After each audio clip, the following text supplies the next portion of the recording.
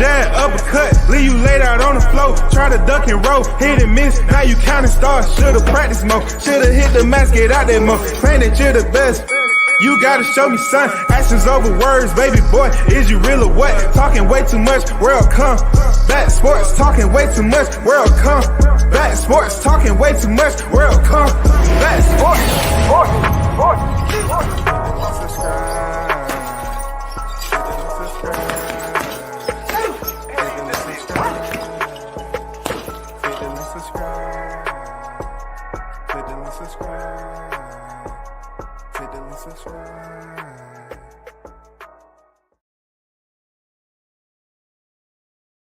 First in the building, AU on deck. Let's get it.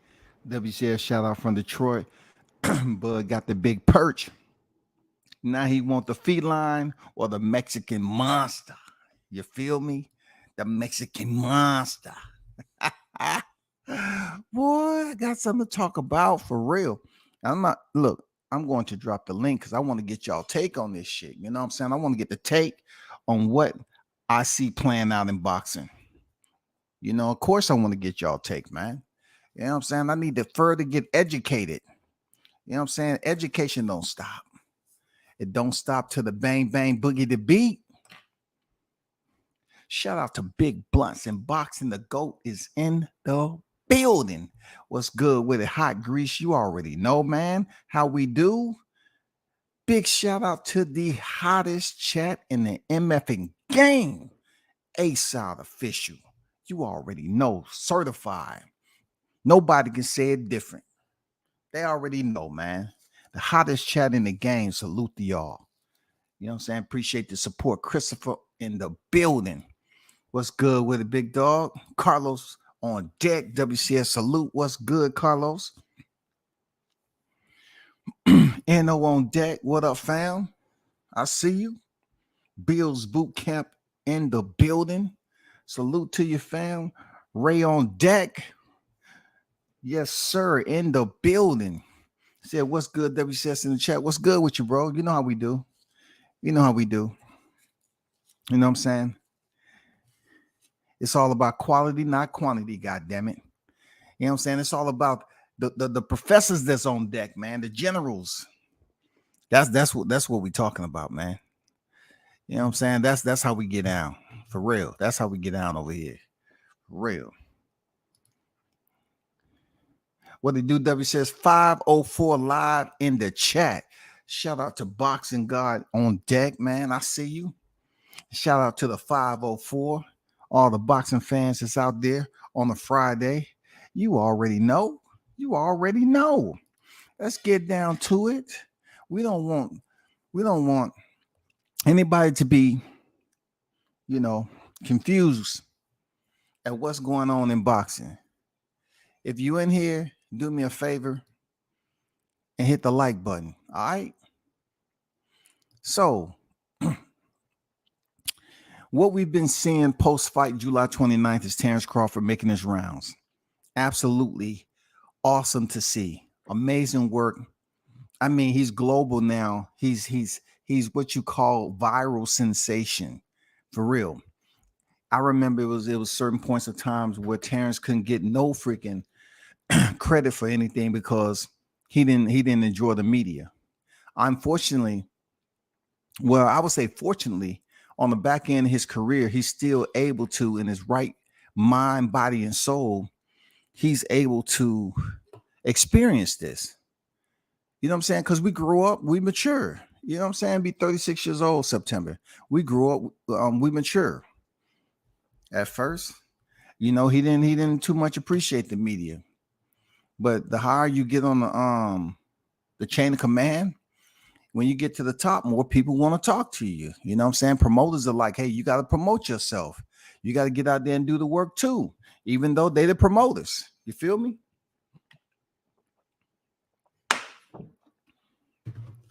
So, let me get myself situated. So it's still buzzing out here. If y'all don't know already, it is still buzzing out here. Something crazy, y'all. This shit is crazy. We're not talking about teaspoons of freaking buzz. We're not talking about tablespoons now. The type of buzz we talking about cannot be consolidated into one small area. This is huge. This is global shit we talking about. The buzz is so crazy. This man went in here and shocked the world, literally. Listen to me, y'all. He went in here and shocked the world, literally. He beat Errol so easily that people are still confused. Listen to me, yo. He beat the man so bad, the world, that side of the world, so to speak, is still confused, disorientated, discombobulated, deranged, distraught, dismissive. You know what I'm saying? Deterred.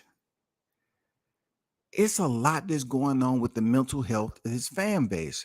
But ultimately, Terrence Crawford, man, I don't know he even seen it coming like this. Like everywhere you look right now, he's doing podcasts.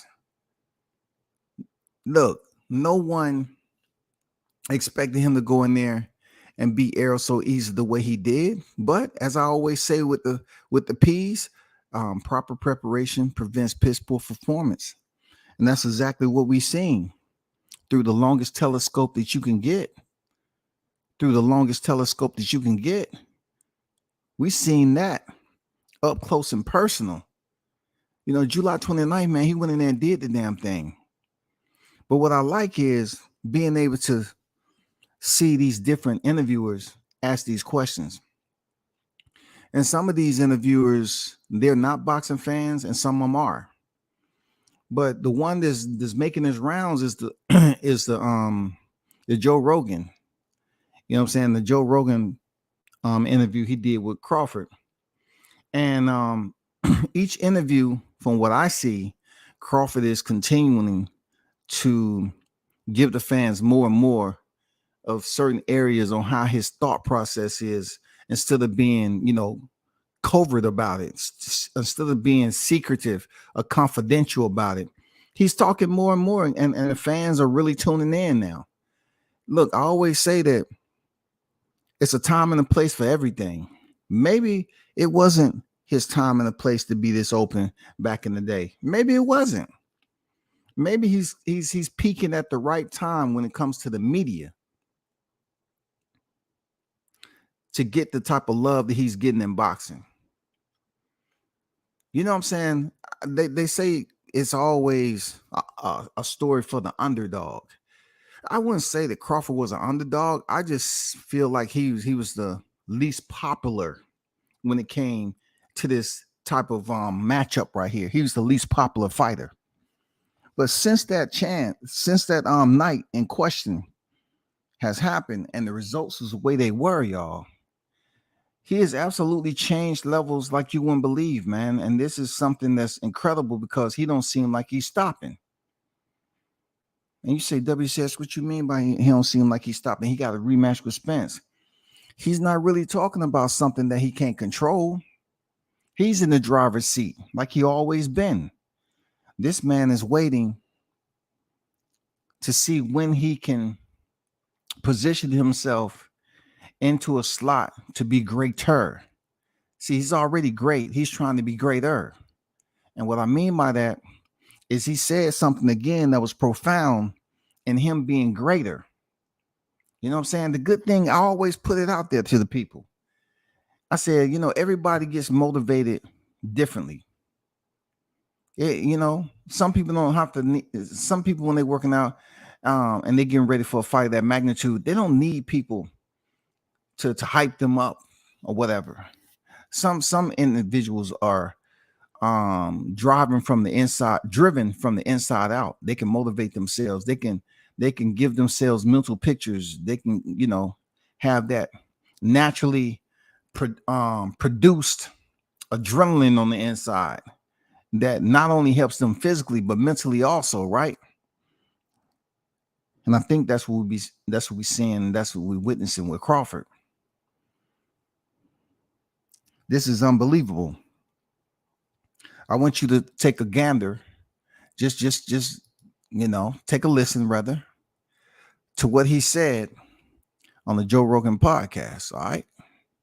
This is profound, and we're gonna talk about it. I go up to 68.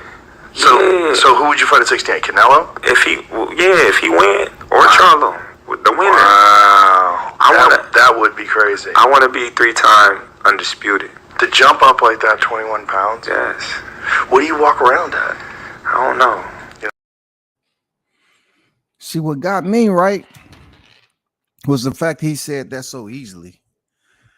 This man said, yeah, it wasn't no beat around the bush bullshit like we get from Charlo.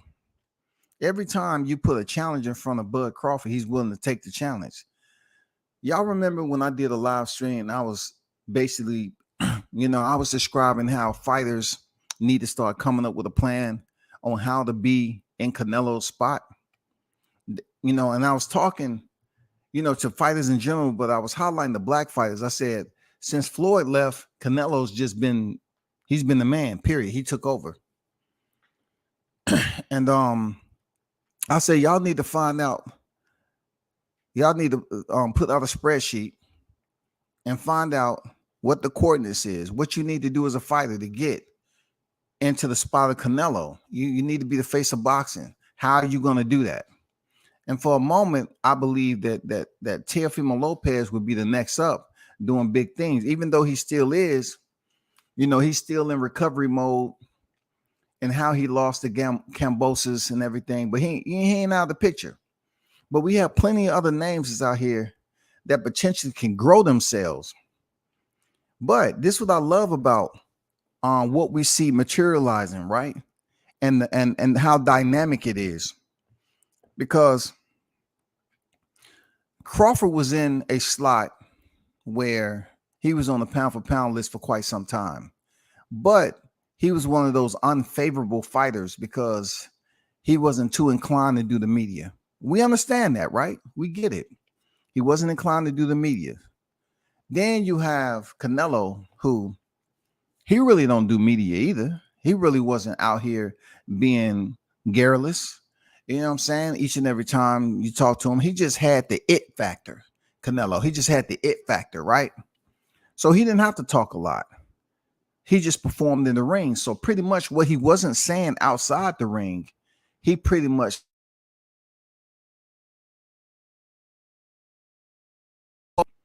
that is what we're seeing with Crawford right now. Real talk. Crawford wasn't too enthusiastic, or he wasn't the type of fighter that you would look for when it came to being a trash talker and people looking for him to give you that big time energy when a fight came up. Yeah, he had his moments. He had the Jose Benavidez. He had the Hank Lundy. You know what I'm saying? He had moments where the trash talking elevated to a peak where people tuned in. I said, okay, but not so much to the point where it sustained itself. Now, when he went into this press conference against Spence, it was a little bit of trash talking, but it wasn't worse than Hank Lundy. But Hank Lundy wasn't an Errol Spence. You know what I'm saying? So that only happened for that moment, and he beat Hank Lundy, and that went away. And then Benavidez, Benavidez was undefeated, but even though the fight went into the 12th round, it really wasn't enough for people to latch on to Crawford because Jose Benavidez wasn't considered a favorable fighter, in the eyes, because he's not too much of a trash talker either, but he ain't nothing to play with. So him and his brother was pretty much growing themselves, and pretty much Lil Bro had began to take over, and even him, he's finding out how difficult it is to really be the face of boxing and get the big fights. So would you say that Terrence Crawford planned for all of this? No, he didn't plan. You know what I'm saying? He just stayed the course. This is me talking. He just stayed the course. He stayed the course to try to get the big fights. That's what he did. He stayed the course to get the big fights. And that big fight pretty much landed in his lap. when you had somebody that was always challenging themselves and daring to be great, moving up 35 and then 40, and then say, okay, I'm not going to stay here no longer. At 40, I'm growing. Let me go up here and get a championship fight with Jeff Horn. And he was always willing to continue to write different chapters to his legacy, right? And I believe legacy was on his mind for a long time. You can tell where he fought his fights and who he fight coming up. Legacy was always there. He fought some hitters, right? No one can take that away from him. He fought some hitters. And just because he made them look a certain way don't mean they weren't hitters. So he comes up to the welterweight division, and you already have champions on deck.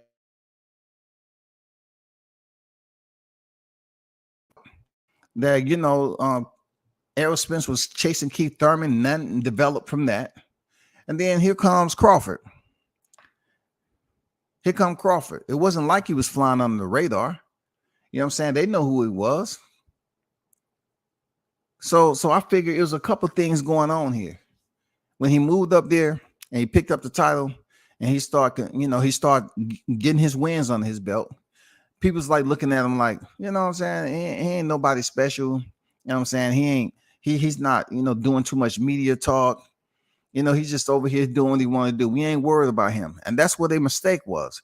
They didn't take the amount of concern they should have took when he was in the process of growing into the division. And that's primarily Errol Spence.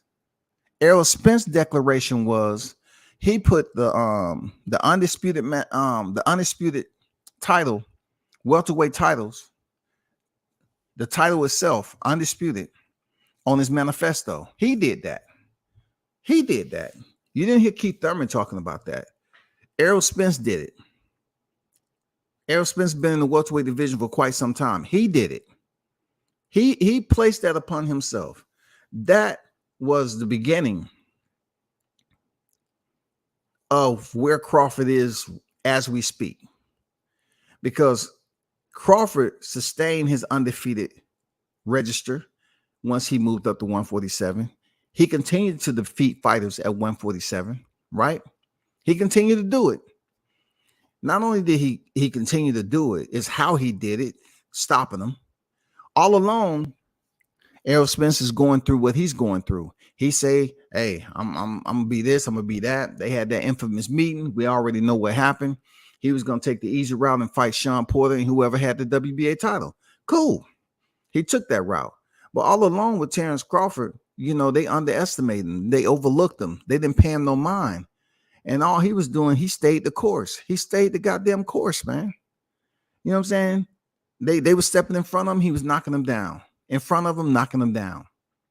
Now we get to the point of reality. This is where boxing is taking a turn.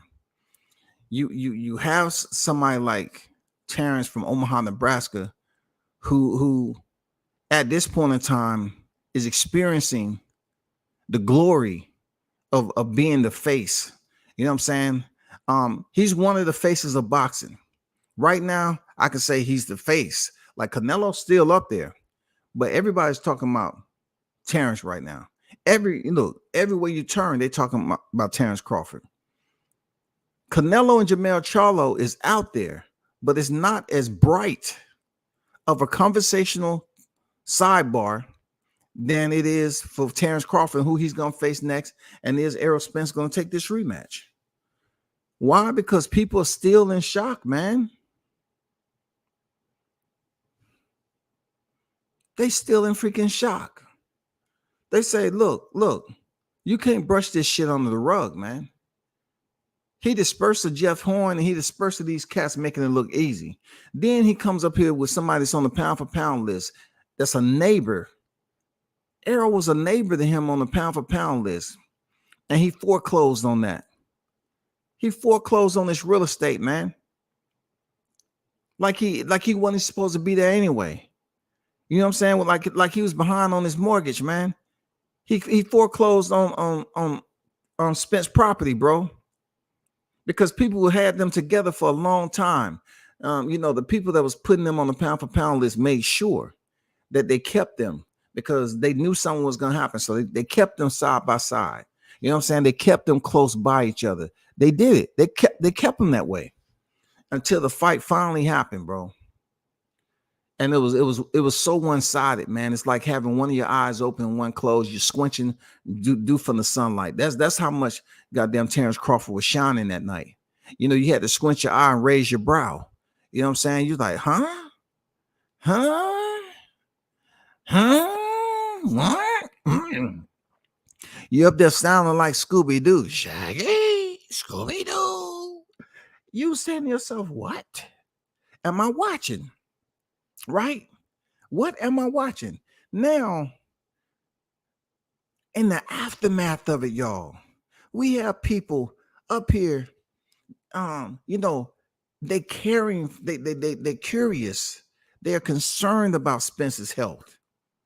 You know what I'm saying? The fight has been recorded. They concerned about that man's health. He got beat up so bad. They looking out for him. Look, they looking out for him, man. They want to be his caregiver. But Crawford is up here talking about moving up. This dude wants to be everything on his last. He's experiencing look. Terrence has experienced the glory. He's freaking tasting. He's getting a taste of what that glory tastes like. You know what I'm saying? How sweet it is, right? And he's saying to himself, man, I can do this. He's making all these rounds. And people are trying to just comb over the fact that this man had a pre-camp, training camp. He had, you know, his team up there learning some new shit from the UFC training facility. People, I can't say it enough. You know, we're up here waiting to see what Errol Spence is saying. In the meanwhile, Crawford knows, okay, per the contract, he has a rematch. Okay, cool, boom. But he keep talking about being undisputed. So Charlo never had the opportunity to defend his titles. So therefore, one is going to be stripped come September 30th. So that will relieve him of being undisputed. What did Terrence Crawford say? Yeah, I want to fight Charlo, but he more so want to fight him if he comes down and get this WBO belt from Tim Tszyu. He's not really trying to fight Tim Tszyu because it's really nothing in that. He'd be right back where he was at 147 pounds. He'd be a WBO champion. Now he comes out on Joe Rogan's podcast and he totally gives people what they really want. He totally shows his compeers, right, that he's on a whole another mindset on where he's trying to go on the backside of his career. He knows he's 36 in September. He knows that. This might be the year for Canelo. When it comes to affirmative action for black fighters, goddamn it, Canelo, man, he gonna get an award. Look, he goes in there and beat Charlo, goddamn it. And Terrence Crawford potentially might possibly be next. We don't know. I'm not jumping the gun. We don't know. But I'm just saying, Terrence is now saying that he wants to be 3 times undisputed, to leave no doubt whatsoever. God damn it. He wants to be 3 times. He wants to be the greatest to ever do it. He want to do something nobody else has ever done, man. He want to mirror up to, to greatness, where they're going to start talking about, hey, who do we compare him to? Because he was the first to do this. He was the first to do that. He was the first to do it at 140. He's first to do it at 147 in the 4-belt era. And then you come up here and you might not be the first to become undisputed. You might not be the first to defeat Canelo, but you can be the first to be 3 divisions undisputed. That is Mecca. Now you're basically in a pantheon of boxing, bro.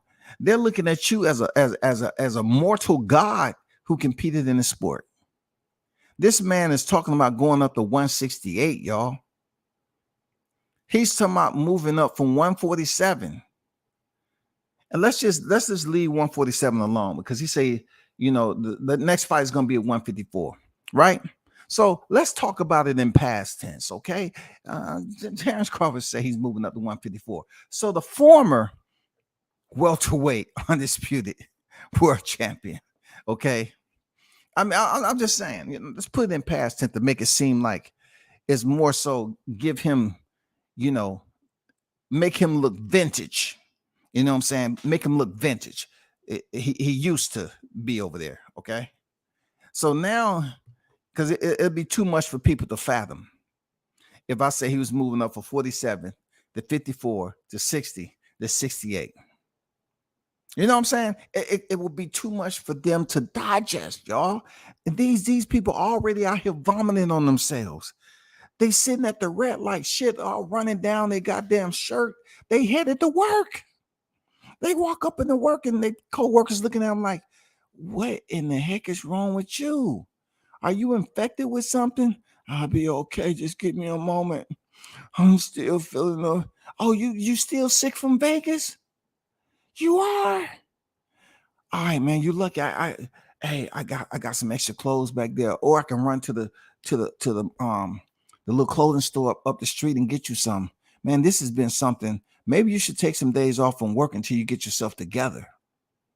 Maybe you should do that. Yes, do that. But it's saying he's interested in 168. We talk about how do you take the place of Canelo? How do you become the man? If you're able to place yourself in a position, this is the time to do it. The reason why I say that is that Charlo, man, he's probably goddamn punching holes in the walls right now. People are sending him links, all that shit. Jamal is like, man. See them Charlo brothers. You can tell they like learning the hard way. Real talk, because what Crawford is also doing is pretty much letting Jamel know that what I said about Crawford, I don't need him for my legacy. I don't need you for my legacy right now either. If you can't get that WBO belt back from me, what do you think I'm gonna go through the stages and you up here talking about, oh, the negotiation can't be long? No, Terrence Crawford is pretty much saying, hey, I have my destination set. My GPS is good. I believe in myself. I'm about to go up here and do something that y'all think I can't do, just like everybody else in my life told me, oh, you can't do that. You can't do that. That's what drives him. He's running off a different type of fuel. So for him to put the word out that this man wants to go up to 168 is crazy. Stupid dumb. Look, stupid dumb, y'all. Stupid dumb. Dumb stupid. Stupid dumb. Dumb stupid stupid dumb dumb. He wants to go up to 168 and challenge the man himself, Saul. He wants to challenge the winner, and you know why I'm saying Saul, because I really don't get Jamel Charlo winning. His mind ain't there, man. He's just, no. The man never even thought about moving up to 160 prior to this, right? Look, kudos to Jamel Charlo for being able to get the rounds in with the media. Kudos to him. Hey, flowers to you, brother. But I don't see you going up beating Jamel Charlo. But don't look. Once that fight is over with, don't let this fight between Terrence Crawford and Canelo start to pick up. Jesus Christ. When you're talking about one of the biggest fights, nobody's going to care about the debris that's left behind. Crawford is in the air right now. He's flying. His wings are out. He's looking for the biggest fights on the back end of his career, and he ain't stuttering, y'all. This man want to fight Canelo Alvarez, bro. Even though he said the winner, he want to fight Canelo Alvarez. That's who he want to fight. I believe he fight Jamel Charlo. It'll be a big fight too. I'm not going back on what I said. Jamel Charlo goes up there and become 2-division undisputed. He beats Canelo Alvarez, right? He's up here busy talking about rematches. You feel me? He's busy trying to do something he wasn't able to do in his career. He's trying to grab the bag when the bag is accessible. And I get it. I get it, bro. You want to grab the bag when it's accessible to you. Real talk. I get it. Let me get to the chat right quick, man. I don't want to get too far behind. BIG on deck. I see you cooking with Sir Senior on deck. Salute to you. T on deck. Crawford versus Canelo does at least 1 million pay-per-view. No, it breaks that, man. It breaks that. Crawford versus Canelo with the momentum that Crawford's on right now heading to that fight. Yeah, it does way more than 1 million, bro. This is not gonna be we thought Spence and no, it was just two fighters, man, that just couldn't pull it all the way in. You know what I'm saying? To get the consumers to gravitate to buy the shit. But Canelo, come on now. People want people want to see Crawford lose. Canelo's already lost twice. Now people want to see Crawford lose. He's that dude. Out with at least 50 million, that would be good for him. Whoo, that's some good money right there. God damn it, that's good money. 50 mil? Woo-hoo. Shit. That's some good money. I ain't gonna lie to you. Shout out to Jamal Neezy in the building. What's good with it, Neezy? How you feeling, bro? You know what I'm saying? Yep. He say Texas down 2 times. Bud got that new hairdo, man. Hey, Carlos. You know that's the way it used to be, right? You know he used to have them back in the day, right? You know what I'm talking about? He used to have them back in the day. I said to myself, it's a reason why he growing his hair out, man. He might be on the back end of his career getting back, his locks that he had, his braids that he had in the beginning. I don't know. I'm just guessing. Al Money on deck, what it do? Bud gonna beat Canelo. Hey, man, we need to hope it happen. And look, you know how we always say, hey, man, I don't want to get ahead of myself. No, we're going to get ahead of ourselves on this shit. Because look, that's the only way that you want to change up.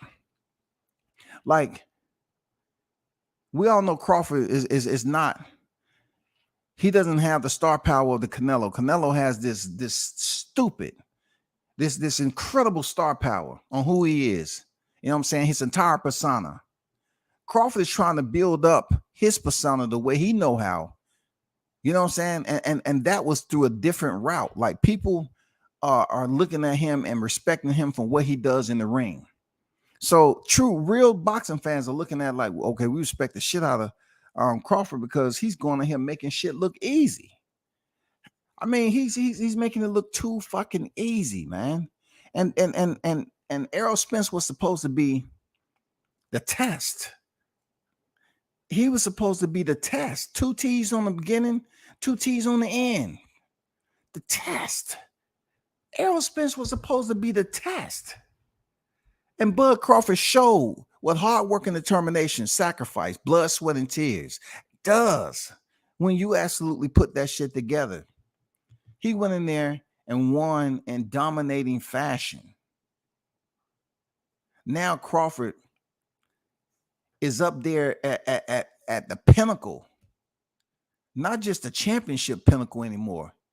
He's at greatness pinnacle. He's trying to be greater. He's already was the first to become 2-time. This man is trying to challenge one of the greatest who's been taking risk also. He's basically telling people, I don't need for you to tell me what I need to do or what you think I should do. I'm going to let you know what I plan on doing. This is my plan. He's not going to sit here. See, that's where we go wrong sometimes. Like, he's not going to sit here and think Charlo's going to get all his time. You know what I'm saying? Like, he's going to sit here and go back and forth or argue back and forth, and we're going to go another 5 years like this shit with Errol Spence. No, man, fuck no. He's talking about, I got the juice, and I'm definitely going to use it. I got the juice, and I'm going to use it. It's going to take a little time, but I'm letting them know I have the juice, and this is what I want. Look, people can't come up here talking about no, Look, they're gonna talk about it, but the good thing about it, he don't plan on standing 147. They can throw Boots in there all day. Like I said, how Boots is gonna be a champion regardless, but he ain't gonna fight Crawford to become champion. It just ain't gonna happen. And look, nobody's gonna say Crawford ducked Boots. Look, dude is on greatness. He's on that type of time. His bezel says greatness. He's trying to be greater than what he already is. So therefore, with the juice and momentum, he don't have to look in his rearview mirror. He can do that after he knocked the gloves up. He's trying to prove to everybody, including Charlo, bro, I'm not gonna sit here and argue with you. You don't have to worry about no damn negotiations with me. You think that I'm gonna go tit for tat with you, as if you're doing something special, bro. I can skip up weight classes. I'm confident in myself for my size. I'm going here and try to be there to be greater. That's what I love about it, man. Nobody ain't got time to be sitting here arguing with a dude that love to fucking argue and make excuses. Have y'all forgot? Conquest on deck. I see you, bro. Salute to you. MD Mills on deck. What's good? These ninjas like, oh, it's switch the camera. Switch to camera 3. Oh, shoot, man. But like, make sure you get my good side because I can get active slap. I can get active slaps the table. You know what I'm saying, Carlos? I can get active. T. Crawford get active, slap the table and shit. You know what I'm saying? Hey, you ain't lying on that, man. You are not lying. I don't see why Bud can't move up that much. Why not? Canelo used to fight at baby weights, and people act like they forgot.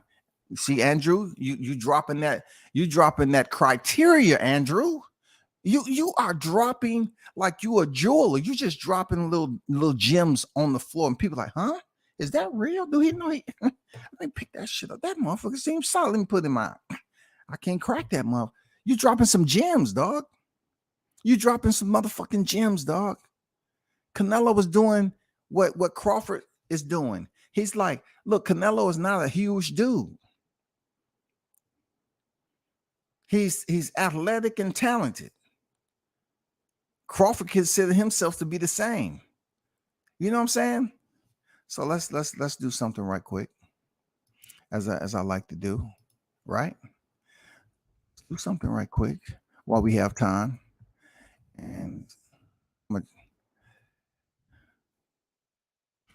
so if you look at Terrence Crawford, right? If you look at Terrence Crawford box rec, like I said before, the man is 5'8", 74 inches, right? Look, he's 5'8", with a 74-inch reach.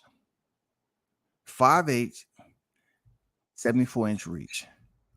And when you go to Canelo Alvarez box rec, Canelo Alvarez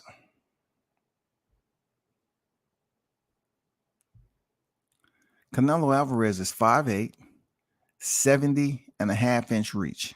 Crawford is a 74-inch reach.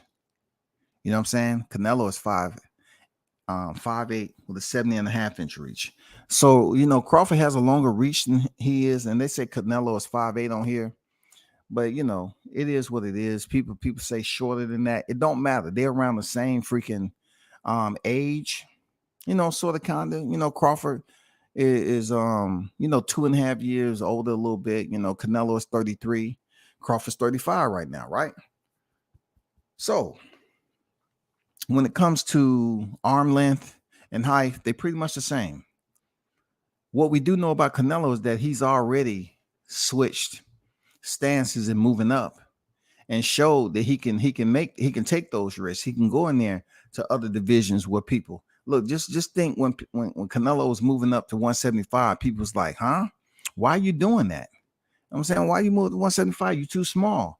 And he went up there and won. You know what I'm saying? He went up there and won. And then you go up here and he fights Dimitri Bivol, a current reigning defending champ. And Bivol outboxed him. But Canelo did not get knocked down one time, but he was outboxed. You know what I'm saying? He was outboxed. So he lost that fight. It didn't affect him too much at all because it wasn't even his division that he was current reigning defending undisputed super middleweight champion. So the two guys that beat him was the one that gets the most credit to a point would be Floyd Mayweather, right? Only because he chose to fight this young lion, and Floyd Mayweather wasn't that young, but he fought this young lion and he put a clinic on him, an absolute clinic. But now, moving forward, Dimitri Bivol, people give Bivol credit for fighting Canelo. They do, they give him credit. But they will always say that wasn't his division at the time. That wasn't his division, but the action is what we respect. We respect Canelo's action. And this man took risks. Now you have a black fighter in Crawford who's known. They keep on using this little in conversation. They might want to exclude that from now on because you're not thinking about how big his heart is. You keep on talking about what we see from head to toe on the outside. He's a small dude, but you're not giving him any credit outside of that on how big his heart is for him to go up here and like I say, to have the commitment and dedication he does to perform at a high level. That's where we at with it. He keeps going in here and performing, man, getting those results, bro. People are gonna have to wake up. They busy up here, talking this elementary stuff. I love to hear it now. I love that Crawford is still in the conversation of those who cannot change his pathway for greatness. You know what I'm saying? They can't change the current. They can't change the direction. They can't change anything. The only thing that they can change is their position. When they're sitting in front of the computer trying to do another live stream on them, they can just keep on switching back and forth in their chair and changing their position because they can't impede his path. It's over, bro. He's not even on the ground no more. He's in the air. This man is going from cast to cast, doing interviews. This man is in the air now. He's in the air. He's making rounds. Shout out to Juice Lee on deck with the $10 super chat in the building. What's good with it, Juice? I see you. He said, Bud got the light right now. He's the face of boxing. Salute WCS in the hottest chat. Yes, sir. Hot grease era. Appreciate you, Juice, for your support. No doubt, man. You know what I'm saying? Shout out to Juice with the $10 super chat. One love, brother, to the hottest chat in the game. You already know, man. He has it right now, bro. And people have to understand, man, this little small talk you're doing, that shit is over with. I can understand, just for media, but it comes to a point in time where, Bud is a lot. He's on a whole nother scale right now. I'm talking about when you're talking about weighing him against other fighters that's relevant to him, the fight, he's on a whole nother scale. Whole nother scale. When it comes to him and what he means to boxing right now, whole nother scale, bro. Whole nother scale, man. So his level of importance is risen. He's endured the criticism. He didn't even let it affect him. He went in there and had Spence all over the canvas. I mean, absolutely masterclass performance. Masterclass performance. He went in there and basically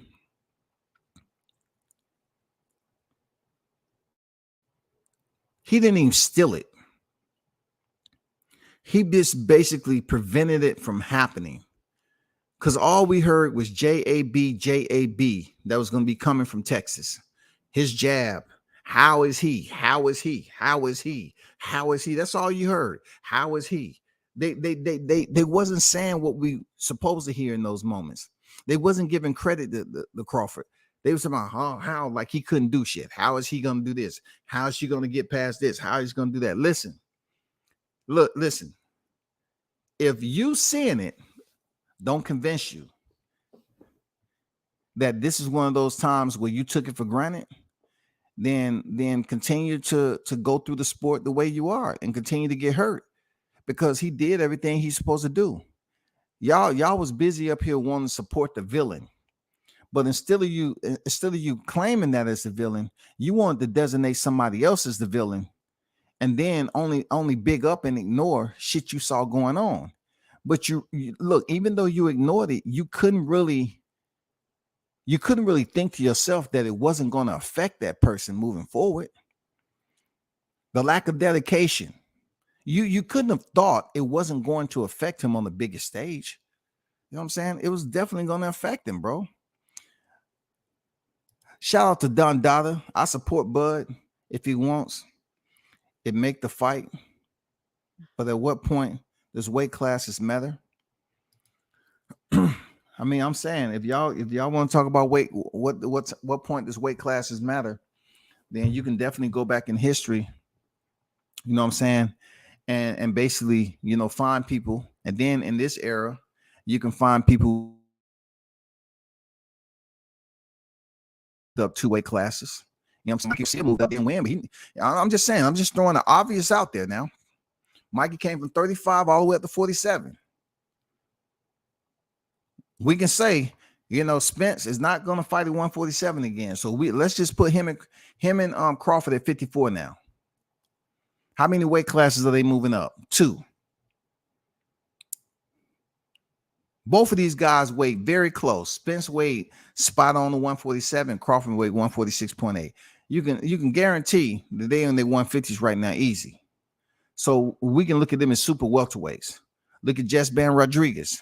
He moved up. You know what I'm saying? He was able to move up and win a title. COVID was good to him. You know what I'm saying? Let's not act like you haven't seen fighters move up now. You've seen fighters move up. We've seen them. But this fighter right here, he's attracting 2 sides. He has what you need for people to come see you. Now he has that other dark layer to make him a household name. And that dark layer is the haters. Crawford has always had the haters, but now the haters is pretty much boosting him at the top as far as the next time he come back around the fight. The haters are going to be there. And their mentality is going to be different, y'all. The haters was just hanging around, criticizing, talking shit, blah, blah, blah. He ain't fought nobody. So they didn't have nothing to go off of. They just say, oh, man, he ain't doing shit relevant. He goes in there and beat Crawford. He goes in there and beat Spence in front of everybody. Those same haters are now trying to act like it was back then. No, that's gone. This man is all over the place right now. He's global. Everybody's talking about Crawford, right? So the conversation is different for those who understand how relevant this is now. You can talk all the shit you want, but you're not going to stop where he's headed. Now the haters are going to pay to go see him lose because he made it look so easy versus an elite fighter that he was supposed to be competitive with. They expected this fight to be competitive, and this man went up there and just made it look like sauce. Like you pick sauce up in a spoon and turn that shit over and just drip out. He made it look that easy, bro. That easy. I know for sure there ain't no 147 matchups I want to see Bud in. Bud wants the mega fights and has earned it. Let's see it. I agree, Andrew. Let's see it. It's nobody I want to see him fight at 147. The man has already established himself. Look, they can talk about all the quack, goose, all they want. That shit ain't gonna mean nothing. Look at Charlo. Charlo's about to be stripped. Look at Josh Taylor. He vacated. You know what I'm saying? You think you're gonna make a big deal out of Crawford like it's gonna matter if he don't defend his titles? I mean, come on, bro. It's not gonna fucking matter, dog. It's not gonna matter. Who cares? Did Inouye defend his titles? Did he? Did he defend his undisputed? Don't let me start taking out the shovel.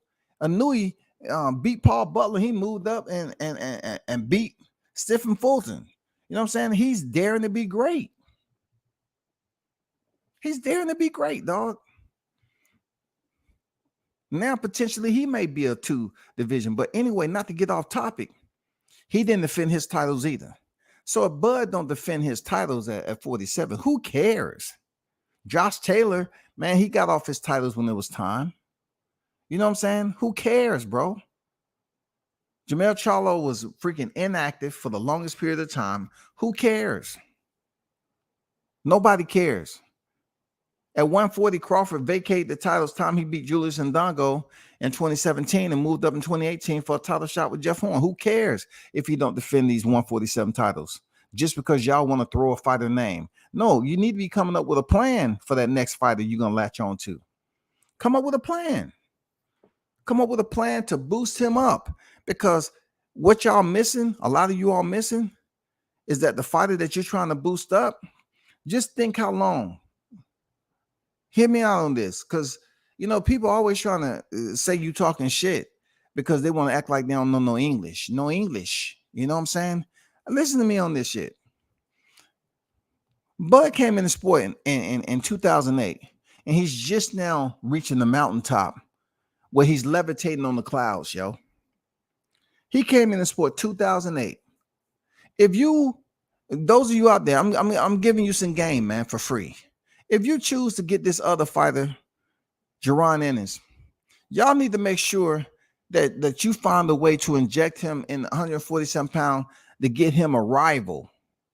You need a rival of some sort. Canelo had Gennady Golovkin at one point. Even if it was only for 2 good solid fights, people tuned in to see that shit.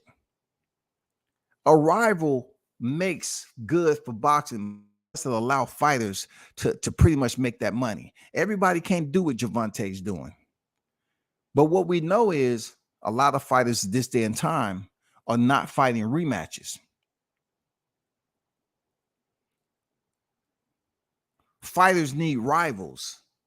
You know what I'm saying? And they don't need rivals their whole career.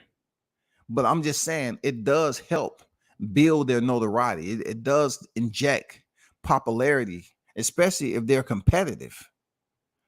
You know, just going on and doing this, and this, you know what I'm saying, not really piquing the interest of the consumers. They're not going to come out and see you box unless you have something that they want to see. Like Tank has that power.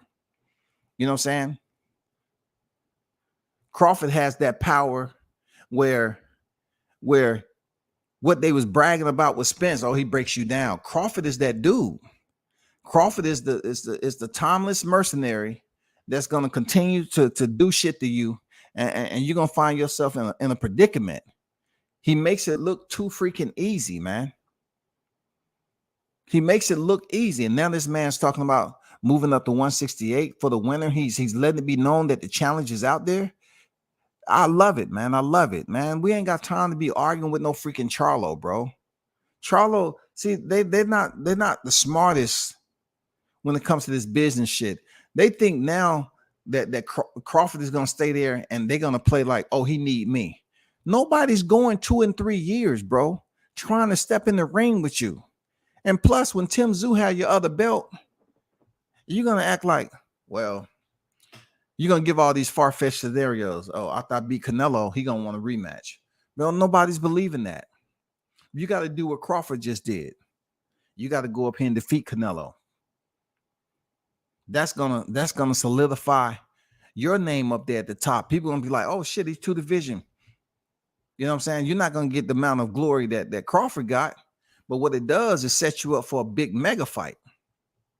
Now, if by chance you get to fight Canelo twice, hey, you be the only one to do it since freaking Gennady Golovkin.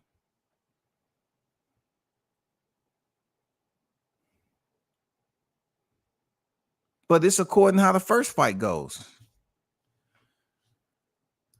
Shout out to Jamal Neezy with the $2 super chat in the building, man. What's good with it, Neezy? Bud would beat Mel, Nello, EJ, and then retire. Hey man, that'd be good to, if he can run the gauntlet like that. But he kind of made it clear that he wasn't trying to fight Mel Charlo without him having the WBO title. He's not trying to do that. He's not trying to move up from 47 to assume the same position he had. I mean, he's not trying to move up to 54 and assume the same position he had at 47. He's not trying to become a WBO champion like that and wait for whoever that's a unified champion. That'll be the same freaking picture frame he had at 47, bro. That's not the snapshot he's looking for. He's trying to go where the getting is good. That's what he's trying to do.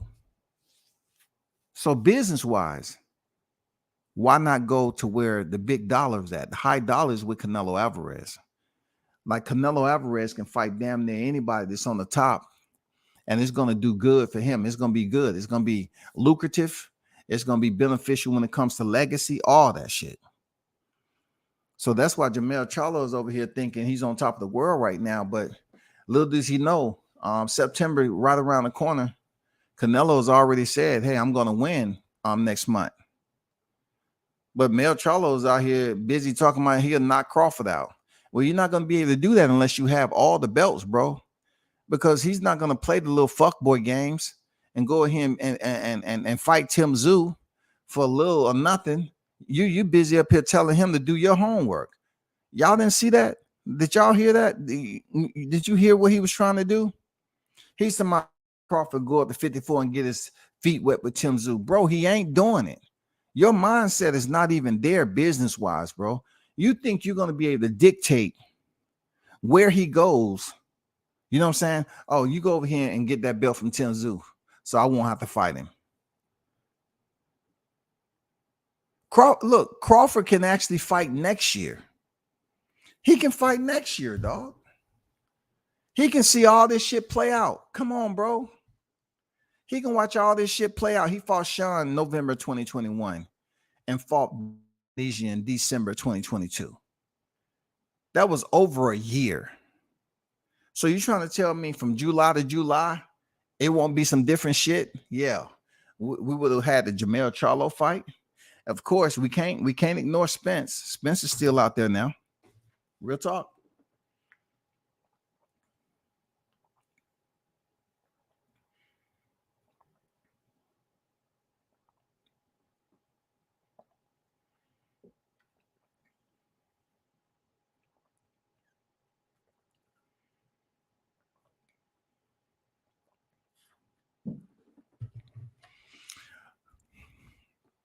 But shout out to Jamal Neasy, man. Salute to you. One love, brother. Thanks for the $2 super chat.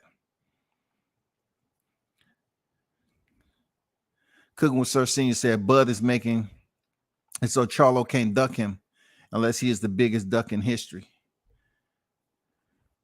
Well, Charlo is still on this mindset of just talking shit. Charlo is still on this mindset. He don't know things have changed. He's still on his little boy shit. This is what type he on. He fighting again. Shit. When the fuck is he fighting again? Like, who the fuck he fought last? Like, I don't even know nothing about the kid. Don't ask me about Crawford, because that motherfucker ain't in my division. Like, we talking about a 147 pounder that was a 140 pounder. We need to fucking comprehend. I get it. He won the undisputed, right? At 147 and 140. This shit is different when they get down to 147. 147, 154, 160, 68. This shit is different. Crawford did shit in 154. How y'all want him to fight me? I'm telling you, I'm trying to become undisputed right now. How are we talking about somebody that ain't even fought in the division? How do he just jump from there to there? Like, what connection do he got to this world? Where that tall, lanky motherfucker at? Maybe I'll be the shot caller. Make the decisions on who I want to fight next. Fondora, go fight somebody else. I don't know. Crawford, go fight. Y'all fight each other. I'm busy. Motherfucker, I'm busy. When he... You see what I'm talking about? His mindset is not even there. He don't know the magnitude of what's going on around him. That's before he even stepped in there and solidified his undisputed. His mindset is playing games and dyeing his hair and telling people he's busy. You know what I'm saying? He's not even daring to be great. Like, this wasn't too long ago, y'all. This wasn't too long ago. His mindset was like that. And his mindset is still like that. Why? Because he was telling Crawford to go fight the tall, lanky motherfucker. And he was acting like he didn't know who Crawford was. Now he can't play that little childish juvenile game no more. Because the sit up here and hate to be asked about that. Now he got to play nice. He has to play nice, bro. He has to play nice now. He has to play mature. He want to go ahead and be mad and angry all the time. People gonna be like, "What's wrong with you, bro? Like, why are you so angry, man? Like, you can't stop what happened. You had nothing to do with it. You was on the sideline over there. He was giving you attention that you didn't need. He was putting you on front of the camera. He was giving you shine. This dude was up here talking about acting like he don't even know who he is. Now that's like really some dummy type shit. Like, now you know who he is.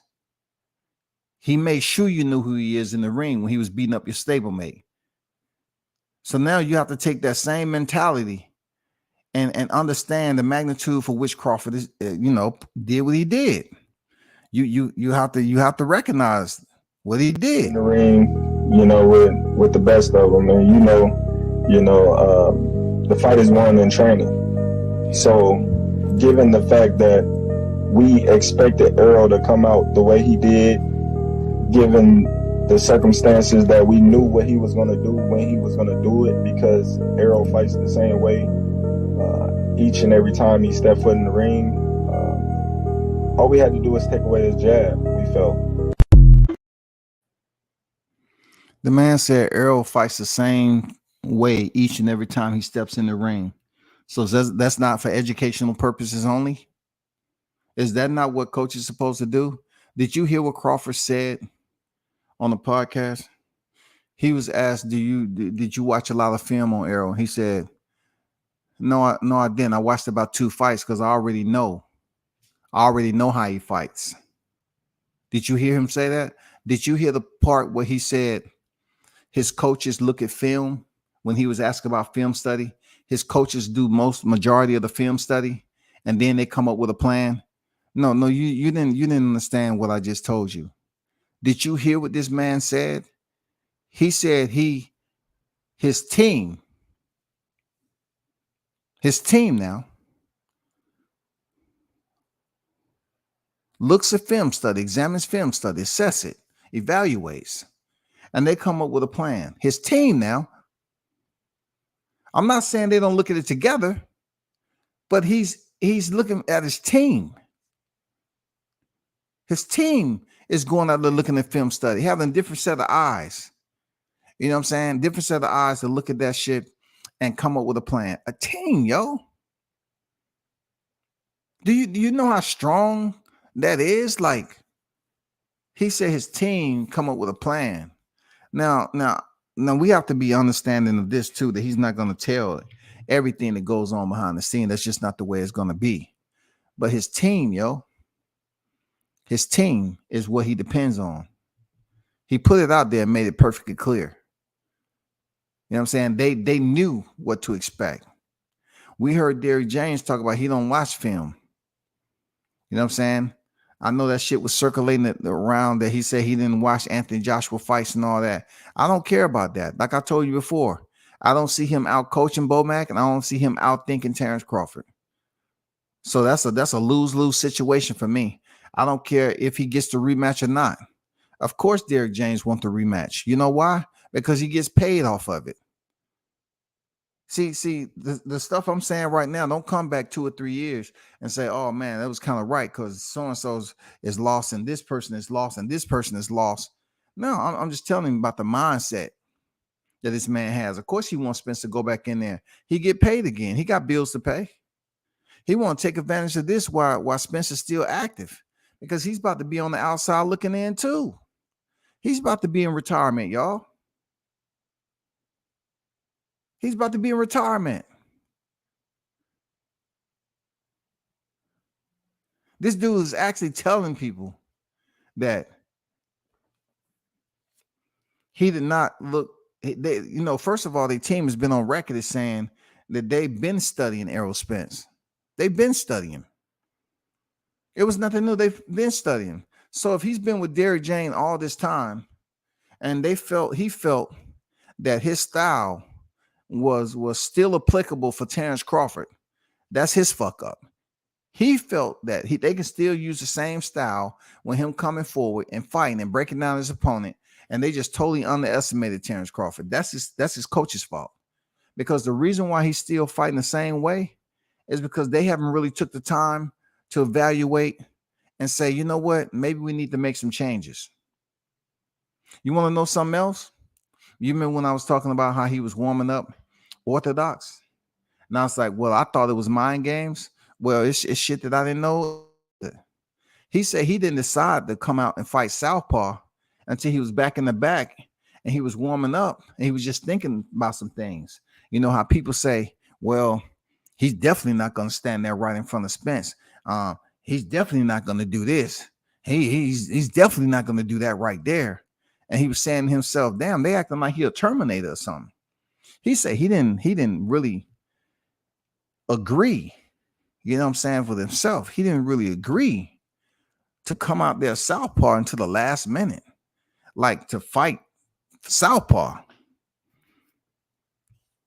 He said it was a last minute decision because he felt that, you know what, I'm gonna go ahead and fight this dude right in front of him because I already know what's up. You know what I'm saying? That they acting like I'm afraid to fight southpaw, but he did mention what we knew, right? That Derrick James is also liable for not changing. He knew Errol Spence had only fought 2 southpaws, right? So how did Terrence Crawford use that as saying, you know what? If he fought 2 southpaws out of 28 fights, that's 26 fights. He didn't fight a southpaw. He was absent of that type of style. Absent, y'all. This dude was absent of a southpaw for 26 fights, bro. For 26 fights. And you're coming around fighting an elite switch hitter? A fighter that's in front of you on the pound for pound list, and you and your coach, it's up to you too, Errol. You and your coach then think, hey, man, maybe we need to evaluate this because he does have all stoppages.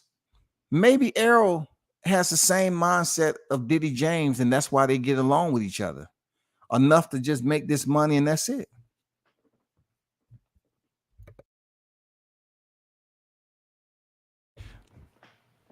Right or wrong, maybe that's it, y'all. I don't know. Maybe that's it. Maybe you got 2 stubborn, hard-headed individuals that you know, no one's holding Errol accountable in that gym. He's pretty much doing what he wants to do. And you know, Diddy James really don't care to hold him accountable. He probably sees some things that's fucked up. Either one, he wants to fix it, but you know, he finds it too difficult, or 2, he can give a damn about fixing it. And you know, he can give you that look that we seen him giving Errol after the fight when he was beat the fuck up. You know what I'm saying? But Crawford was up there saying, "Oh, I didn't decide to, you know, fight southpaw until the last minute of walking out to the ring. I knew he had fought only 2 southpaws his whole career." You know what I'm saying? So that's a lot of fights for him to be without a fighter that's been mirroring him as a southpaw fighter. And we all seen that shit become catastrophic. Good Lord, have mercy. That shit was catastrophic. God damn holy Jesus. Whew. What sucks is this will be short-lived. Bud has maybe 3 to 4 fights. I say go out on top. Yeah, absolutely. Caps in full. G on deck. What's good with it? Flex on deck. I see you. You're right. He only has so many fights remaining, man. The crazy part is you don't even need to sell Canelo versus Bud to the casuals because they know both, even if they just now, if they know Canelo, they're watching. Absolutely. I agree. I agree with that. Spot on. You know what I'm saying? Spot on. I agree with that shit. Yes, sir. Word on the street, Spence finna do a comeback interview on public access. Tune in, mega. So So, people definitely gonna be tuned in because they want to hear him. You know what I'm saying? They want to hear the first interview. And if it's on whatever public access, they probably had to bid on that interview with Spence. You know what I'm saying? I don't think he's just rolling up in there. I think they had to come out the pocket or something. Because they're, look, can you imagine how many people have been trying to talk to him after this fight? They want to be the first, man. They want to be the first to get this return interview and see what he's going to do. And see if he gets up there tomorrow. Well, I got to get with my team. One thing I'm glad I'm not going to hear is that him talking about I got to get with Al. We don't have to worry about that. It's just going to be up to him to say, okay, are you going to take the rematch or not? So now that you told us that, no, I take that back. They're going to wait to the end. They're going to keep everybody in limbo, in suspense to the end. Real talk, because they need to hear everything else. We're talking about people who not really truly boxing fans like that. They're going to just ask based off producer notes and shit that we've been hearing over and over again. All right. So, of course, they're going to ask him about the night in question. He's going to get that out the way. And then they're going to ask him, is he going to fight? Is he going to fight Terrence Crawford? That's, is he going to fight him in the rematch? That's the big question of the day, man. They want to be the first to break it, man. I mean, hey, Flex, you can say at 168 he's smoking, but look, you weren't saying that about everybody else that moved up 2 weight divisions. You can't look at Crawford or Spence as a 47 pounder anymore, because they already, they won 54 easy. They won 54 easy, man. How many fights has Crawford had at that division? How many fights has Spence made? So you're basically taking a snapshot, right? And you're complacent. You're just looking at Crawford being a guy that moved up years ago. You know what I'm saying? Back in 2018, he moved up. 2018, we're in 2023 now. 2023, going on 24 in a little bit. You're talking about something he did in 2018. And he's not really a 54 pounder. Yeah, man. He walks around. You saw what he said when he asked about his walk around weight. He didn't answer because he definitely walk up to the high 60s probably. Real talk. So you're talking about 54, only 2 divisions, man. It's not that bad. It's nothing that can't be done. You know what I'm saying? W says blunts on Captain Full. What's good, family? And to the community, salute to you. There's life scope on deck. What's good with it? Salute. Make sure you hit the like button. Those of you that's in the building, make sure y'all hit the like button, man.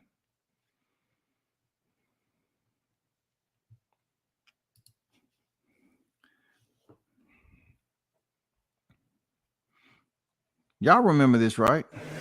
After you get a beat down from people, you need a friend. Like, I guess Spence needs a friend today.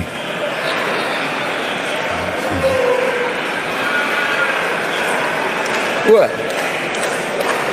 No, brother, my brother, I love both of them. But that beat down that he took, I couldn't sleep last night. I love my brother from Nebraska, but I couldn't sleep thinking about the pain of my brother Errol Spence. Yes, sir. Hey, check this out. 93 said, and he makes a valid point. He said, when there was rumors of Spence versus Canelo, they didn't have a problem with it. Now Bud is HNIC. They hating. He has a valid point. When Spence was on that list, nobody had a problem about no freaking smoking and oh, you jumping outside. No, everybody was like, oh yeah. When every time Spence was up here calling out Canelo all those times, and he still had Crawford, nobody wasn't saying nothing now. Nobody wasn't even saying a goddamn thing. All of a sudden, y'all, the job is done. The box rec has registered that fight July 29th as being a win for Crawford and a loss for Spence. And now he's talking about 68, and people want to act like it's impossible. Stop it, man. That's a solid point, 93. Solid point. Solid point, man. Hottest chat in the MFing game. Bud, the most exciting fight in the game. He had to beat down Spence to really drill that in to some of the holdouts. But he did it. He did it, man. He did it. He did it, man. He got titles and hardware to his name. You know what I'm saying? People can talk about the pay-per-view numbers all day long, man. Who cares when you got 20 to 25 million? You can talk about all the freaking numbers all day long.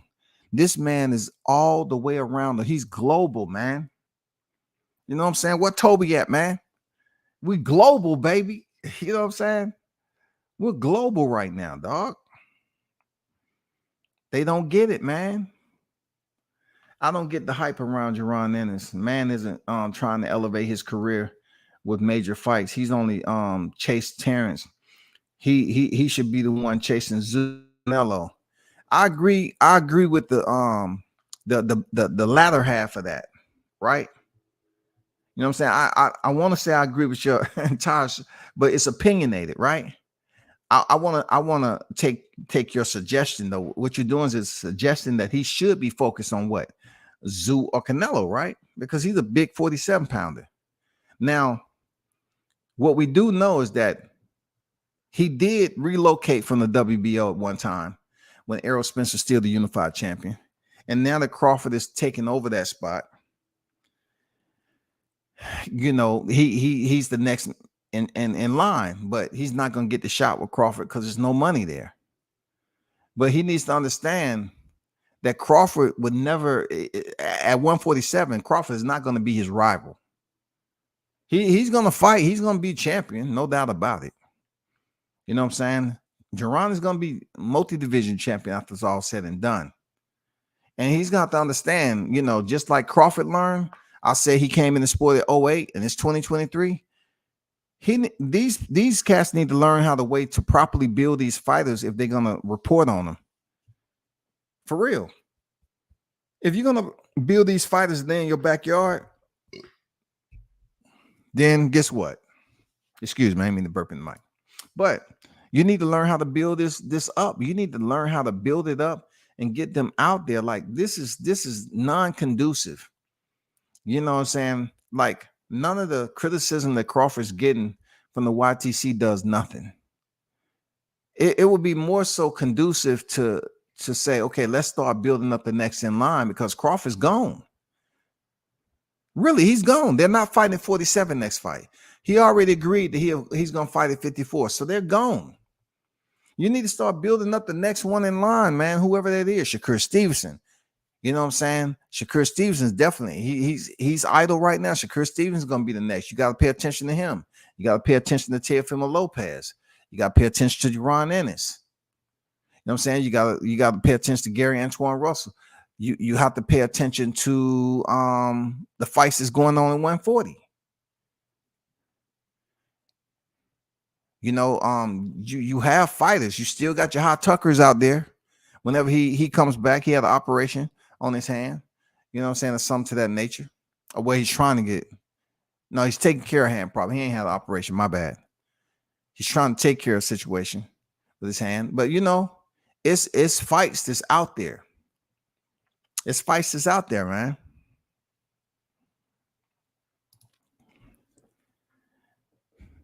Right jab, uppercut had EJ laid out in the flow. You know what I'm saying, Tyrese? Shout out to Tyrese with the $2 super chat, bro. Appreciate you. One love. Thanks for donating to the channel. Right jab, uppercut. Oh, shit, man. Hey, EJ laid out on the flow, bro. Come on, man. What you talking about, dog? What you talking about, man? Damn, dog. What are they still talking about, man? This man is a 154 pounder, man. He's already accomplished what he accomplished.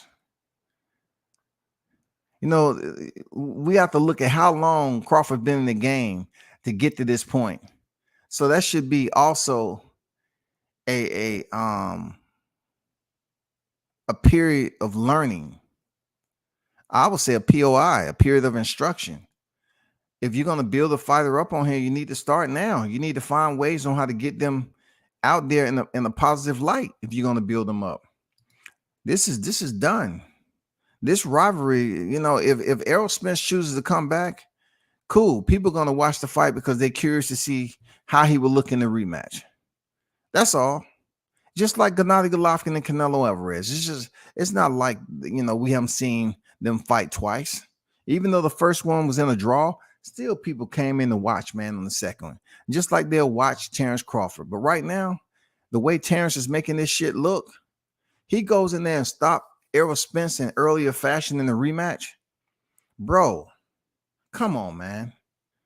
Man, come on. This shit is going to be crazy. Crazy, bro. Shout out to Juice Lee with a $5 super chat in the building. This is Spence karma for taking the Manny fight from Bud. Now Bud taking the Nello fight and the glory. Look how God work, y'all. I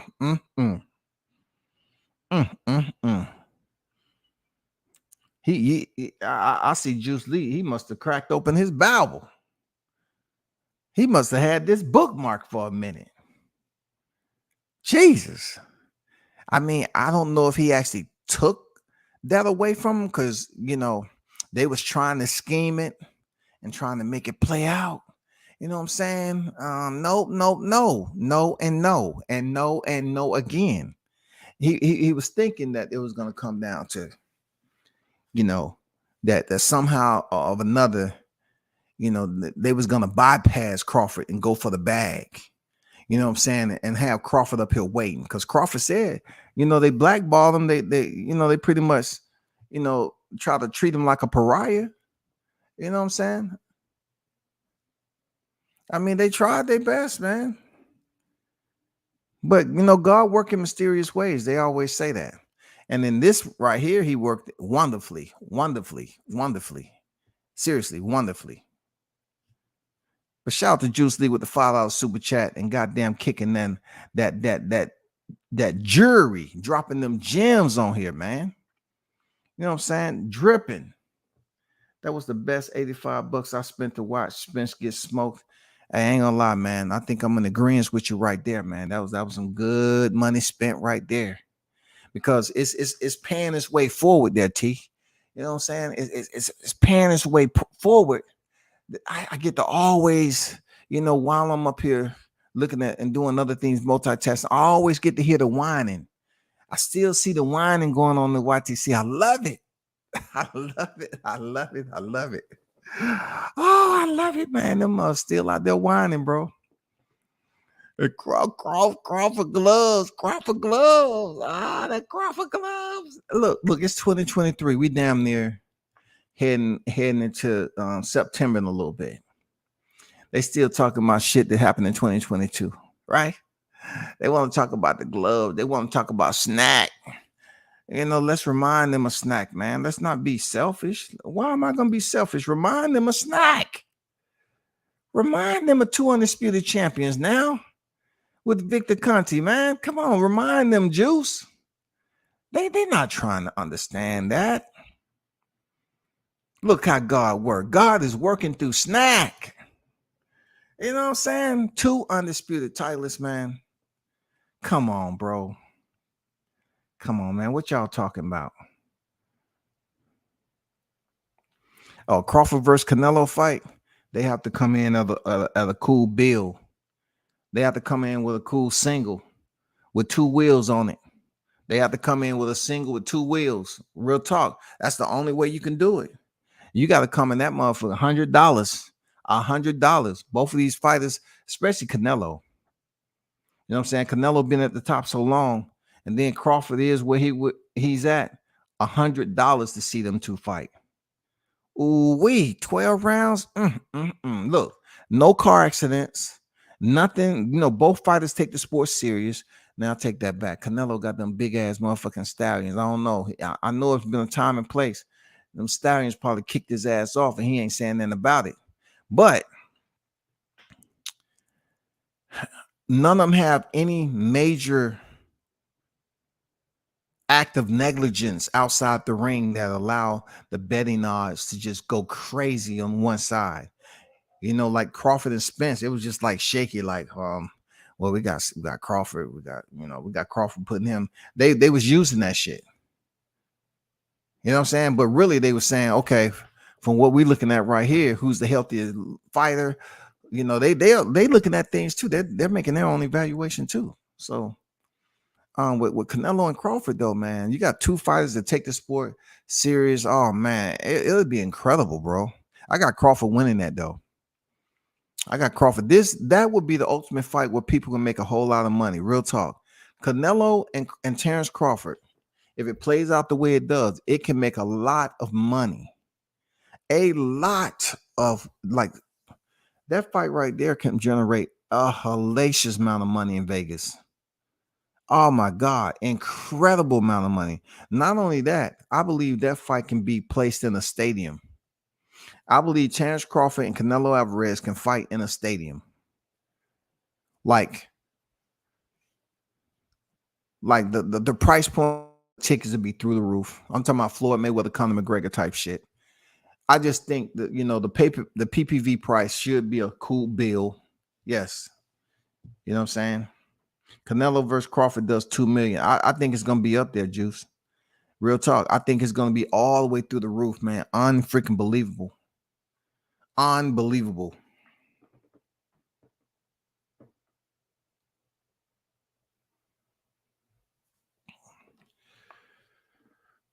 Crawford is a man of God. You see the first person he thanked, and how Crawford carries himself God first. Hey, no doubt, no doubt. I agree with that. You know, look, none of us ain't perfect, right? You know, we're gonna say things and all that, but what I like about this whole scenario, how it's playing out with Crawford, is because he didn't get it easy. You know, he had to pretty much work and take the roughest road, travel, even though he was doing what he was supposed to do. And people gonna say, well, he could have did a lot more. He wasn't out here in the streets, you know, putting himself in a predicament to throw his career away. You know what I'm saying? So God was blessing him along the way anyway.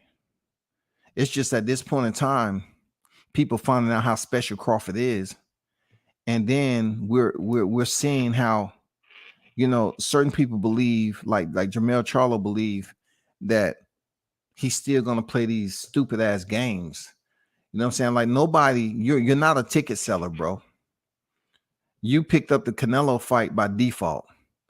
I mean, on the rebound, not the default, the rebound. So you get the Canelo fight, you enjoying, but nobody's really buzzing about this shit. Like, I'm, you know, the only reason I'm talking about Charlo is see what he has to say, you know, outside of being a knucklehead for the media. He's trying to act like he want to tell the media how to conduct media business, right? Brother, you can't dictate them on nothing. What you should be trying to dictate is how you gonna go in here and not look like Errol Spence Jr. Because if you go in here with Canelo and get beat up like your stablemate, Texas boxing coming out of that world-class furniture store, it's gonna be some shit that's being broken up in there. And then the crazy part about it is that Mel Charlo, you know, Diddy James don't train him 100% of the time. So he might come in there and look a little better, but we're talking about Canelo, we're talking about Eddie Reynoso, we're talking about the whole look. If Derrick James, it's so many facets. If Derrick James not training this dude 100% of the time, right? Then I'm curious to know the percentage of Guzman training Jermell Charlo. What is the percentage of the fight camp that Guzman's training him and that Diddy James is training him? That's what I want to know. Because it's gonna be a really, really bad storm if Jermell Charlo goes in there with Canelo and get dusted. I'm being honest with y'all. The hottest chat in the MFing game, man. He goes in there and get beat up like Errol Spence. Oh my goodness. Dude, he goes in there and get beat up like his stablemate. It's gonna be worse than what it is right now, bro.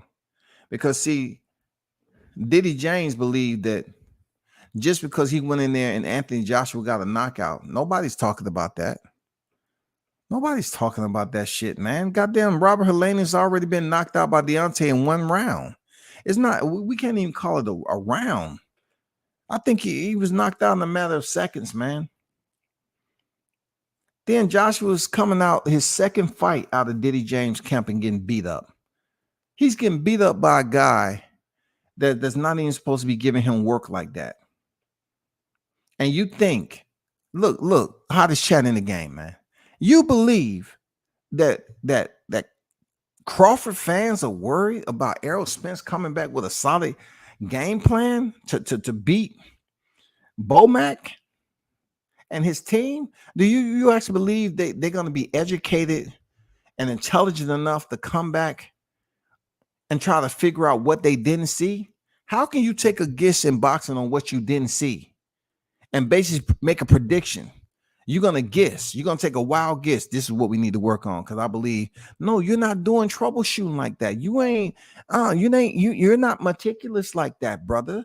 No, you're not it. I can see if you was very much a logical thinker, meticulous, you're willing to do deductive reasoning, you're breaking shit down and trying to come up with a resolution. I get it. But that ain't it. Diddy James ain't it, bro. He ain't it. If Errol Spence want to come back over here and fight, cool.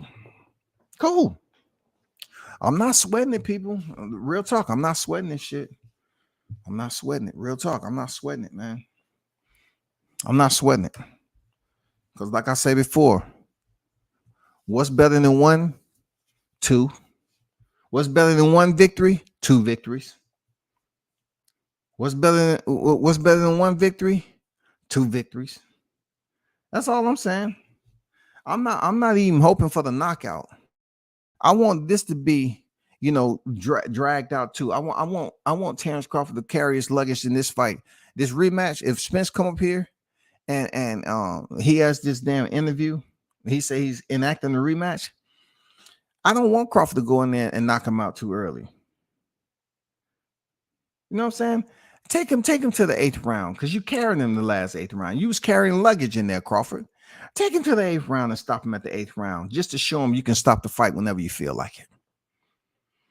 You know what I'm saying? One thing that people are missing about the demarcation line when it comes to his mental thought process, Crawford had no plans on letting David Avenesian. Listen to what I'm about to tell you. He had no plans of letting David Avenesian go past 6 rounds because Igis Kavalauskas had already stopped him in 6 rounds. So he stopped David Avenesian in the 6th, right?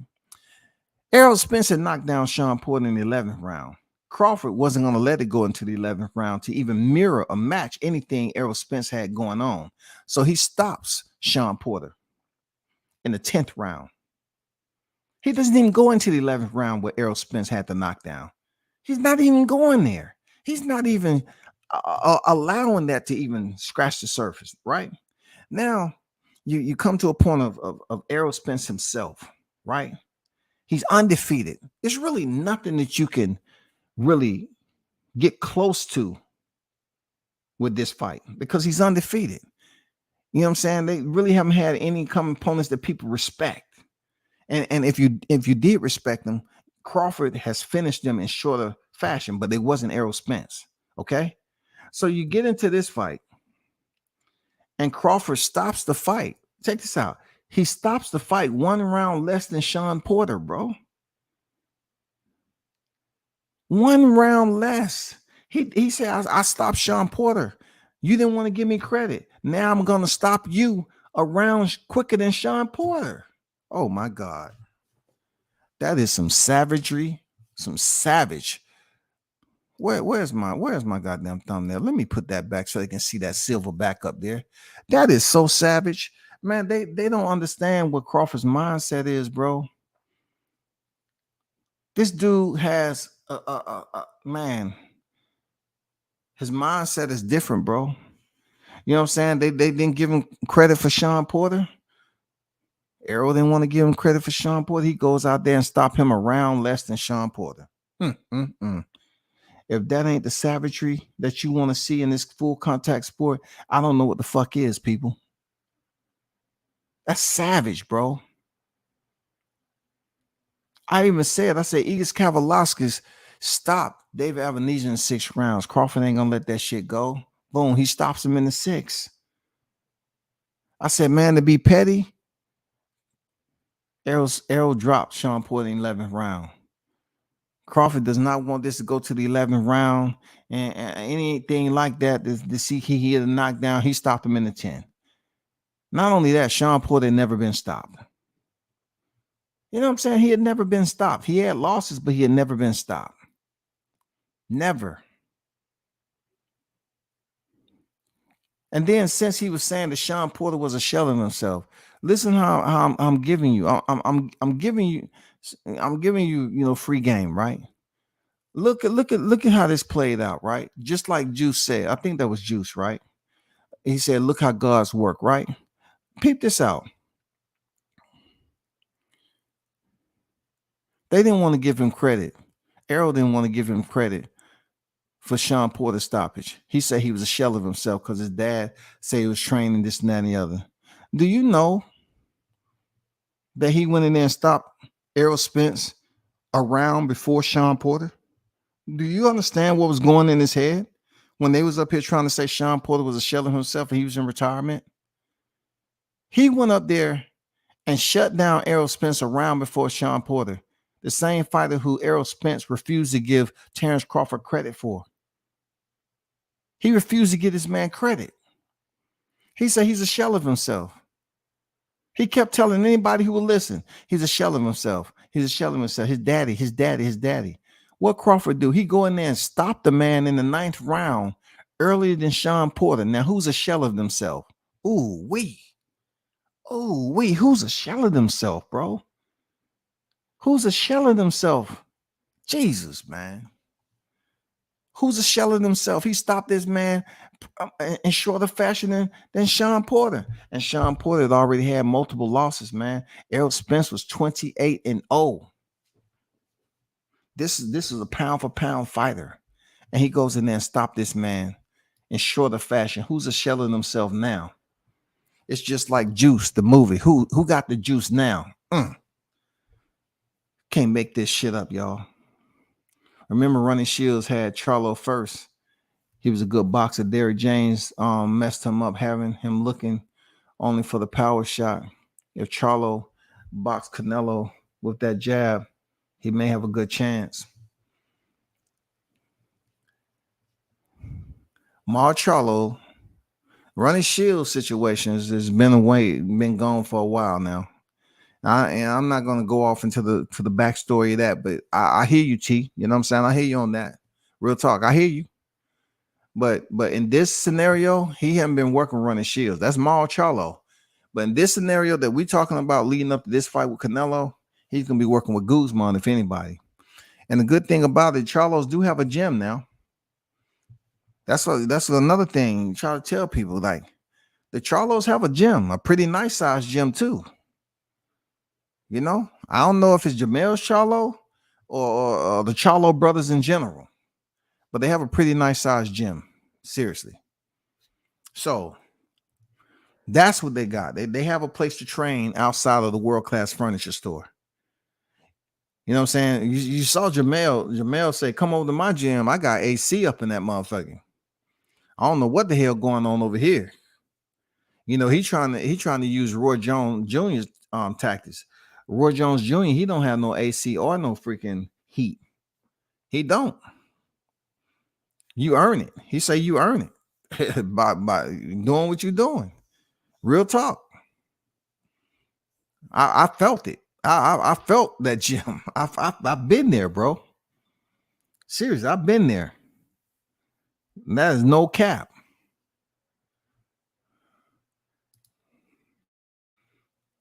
Crawford just baited Canelo and Charlo to a fight with him at 168. At this point, shout out to Members TV. Salute to you. I don't know if it's a bait at this point because you got some heavy hitters now. I don't know if it's all about the bait. Like this is real life business as we're talking about now. This is legacy and business. These guys are established. You're talking about Canelo undisputed, Charlo undisputed, Terrence Crawford undisputed. This is not baiting anything. This is business. This is all off the rip of action now. You know what I'm saying? This is straight up action. We got the Canelo fight. We got that. Whoever wins that, which should be Charlo. Then we got action like, okay, he's not going to give Charlo a rematch. Guess what? He likes Crawford. He's definitely going to give Crawford a shot. Definitely. He's going to get this man a shot, bro. He's going to give this man a shot, no doubt about it. That shit's going to do incredible numbers too. Real talk. It's going to do incredible numbers, y'all. The wild part about it, hold on for a second. The wild part about it is Jamel is going in there to fight Canelo, and ain't nobody really hyped up about this shit, man. Ain't nobody hyped up about that. I mean, come on, man. Ain't nobody really hyped up about that. Let's be honest, man. Ain't nobody really hyped up about that, bro. Real talk. Remember how Ali beat Ernie Terrell? You know the guy who was calling him Cassius Clay? Yeah. Ernie Terrell, who wouldn't call Ali Muhammad Ali. He kept calling him Clay. Crawford punished Spence. He could have been finishing him. I agree. He could have been finishing him. T. Good point. He could have finished him. And what I just described as far as him finishing him in shorter fashion than Sean Porter, that was meant to be, bro. Just look back at the fight. That was meant to go down like that. Look how he turned up on him in the 9th round. He was trying to take Spence's head off. Once he found out he can drop that man so easily, Crawford knew it wasn't going to get any more difficult in the fight. That was it. He was having his way with Spence. How let me see. How dangerous do a person has to be? You know, I'm talking about a person that's considered a lethal weapon, right? A high level world champion boxer. Just to have the physical tools to do that. But now we diving into the mindset. Look at the mindset of Crawford hearing that Sean Porter was a shell of himself and nobody, most of these people wouldn't give him credit. And then he goes in here and stop him. They refuse to talk about that shit. But WCS will put it out there. He stopped Errol Spence and taught his ass a lesson. The same shit that T was just talking about Ernie Terrell. He pretty much did that subliminally to say, I'll stop you in shorter fashion of Sean Porter, and let's see if you a shell of yourself. Because in the 9th round, when he got him hurt, he was trying to decapitate Errol Spence, bro. Harvey Doc had to go in there and damn serenade him. He had to give him the embrace.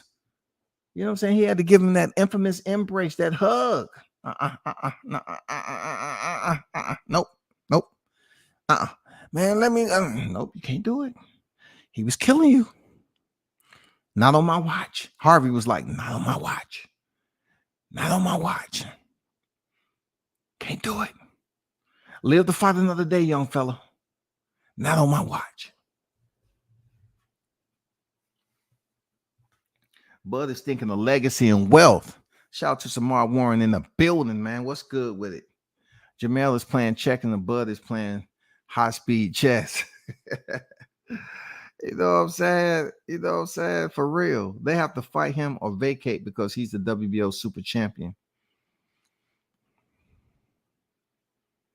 Well, Tim Tszyu is going to get that belt. You know what I'm saying? Tim Tszyu is going to get elevated. He's going to get that inbox notification. To be honest, you're right. Nobody really looking for Charlo versus Canelo. I'm actually looking for Charlo to lose just to see Crawford versus Canelo. You know what, y'all? What I forgot, I'm going to do it tomorrow. I'm going to do it tomorrow on Saturday, okay? I really want to know what y'all have to think about this. I can't do it tonight. I can't. I forgot all about it. I was going to drop the link. Damn. I would do it tomorrow. I definitely want to hear y'all input on this entire scenario and how it's playing out. I have to do a little bit more research on when Errol Spence is supposed to have that interview. You know what I'm saying?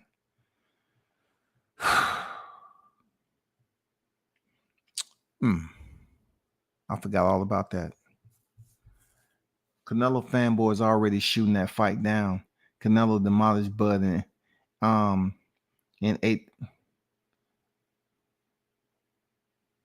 86 rounds. That's a good part about it, right? That's what's going to make for more money to be spent on that fight. Because they're not understanding that Canelo has wear and tear on his body. And he was fighting since he was what? 15 years old or something like that. Canelo's been fighting for a very, very long time. So once again, we have individuals out here that's really stuck in the YouTube bubble. You know what I'm saying? They're not really showing that they're versatile boxing fans. They just stuck in the YouTube bubble to gossip. They just want to be a part of a gossip community of people that just want to talk stupid and crazy about, the discussion or whatever. That's not going to change anything. That's not going to do anything for boxing, bro. You got to look at all the wear and tear Canelo have on his body. You have to look how Terrence Crawford looked in here against Errol Spence. You have to gauge. Canelo may be younger than Crawford, right? But is he truly physically younger than Crawford? You know what I mean? Is he truly internally, as far as his mechanics, you know what I'm saying? His physical anatomy, his entire skeletal structure. Is Canelo a bit older than Crawford from the inside out with all that wear and tear and miles on his body? That's all I'm saying. That's all I'm saying, y'all. Is he much older on the inside than what we see on the outside? Real talk. You have to ask yourself that. So if they believe, once again, you're going to take the current, you know what I'm saying, the active haters, right? You take the active haters, and then those haters are going to carry forward to Bud up here saying that I want the winner at 168. So they're going to go up there and say, well, this ain't going to happen. That ain't going to happen. We don't want to see this. We don't want to see that.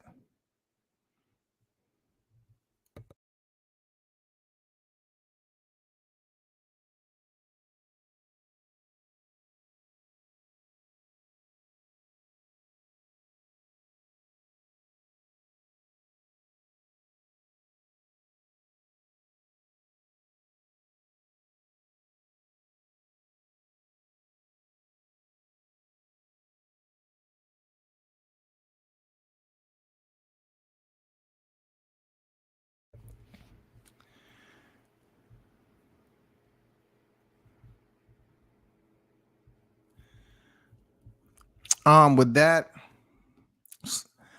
I was just giving a little bit of time to, make his rounds. You know what I'm saying? That's all. I was just giving a little bit of time to make his rounds. Because most of the time, if you see Bomac out here doing an interview, then you're probably going to see somebody else do an interview. So my mentality is, sometimes if I know somebody, if I'm doing a reaction to a video that doesn't include something to this magnitude, cool, it's immediate. But I'm trying to see if Bomac is going to pop up somewhere else and do an interview. Just like Crawford. You sit up here and look at a full interview with somebody, then he's on somebody else, and then he's there. And it's better just to look at all the interviews and trying to see what he's talking about and take little bits and pieces and notes. But yeah, for sure. For sure. Hold on for a second. Okay. He ain't been playing catch ladder More like singing ABCs 1, 2, 3s. I want to see this fight. F those Canelo fanboys. I want to see it too, man. I definitely want to see it too. I want to see it too, bro. You know what I'm saying? They can say what they want about Bud. Talking about Canelo or stop, Canelo or stop. Now, what type of person? Okay, what type of, okay, I'll just show y'all. See, because this is the type of people that we dealing with. I'll just show you right now. Hold on for a second. I'm about to show y'all something.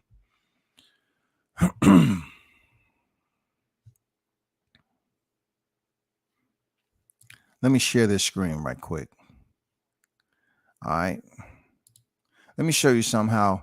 You know you're dealing with. They're not even casuals. They're boxing temporaries.